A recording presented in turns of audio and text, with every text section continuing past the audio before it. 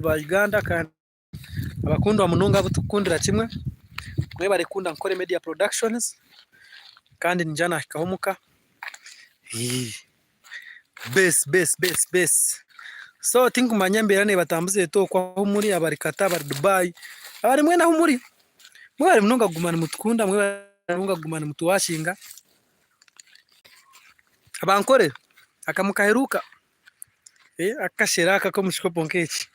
ko kahonko mucyaro nkaha then wakanyohura wabaje so erizoba best emire na celebrating amazagwage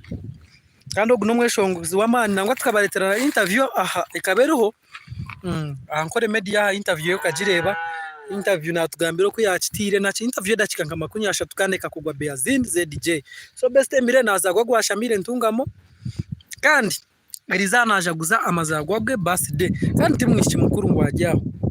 cyangwa munonga best emire ari ko munyaka nka 2007 2006 so best emire queen wa Nkore Gospel mazima ntwendeza amazagwa marungi kandi go kufumbira Bruno no manyogwa kashogwa producer Bruno kandi wa Alpha Music so gwe naone producer wa man no yahangurire kinyura no yahangurire mboko ejo kandi abaze no kumuzarara ka baby karungi munonga so amakana gagendo misho kana ono muziki naongera kuterera na kujatiwe gumahama embera yensi ni kweli nebindi bingi munonga oga mweshongoza kinko mukundaho agerezwe kuyamba talent zo wabo no mujiko backing eje shongoro bingi akabacking eje shongoro cyabane cyamuhozi cyatera hiti ya backing ngo mugebe rya rap je cyatera hiti kandi akozere n'imimo mingi munonga eyo takabasa kubusabusa kandi eyo takabasa kwimamisho so best emire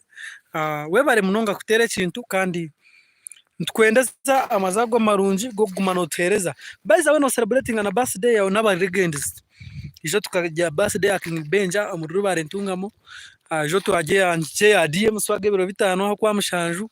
so kwa mushanju ko mzedeki yaje Diani yaje so dorebera kimwe ngo at least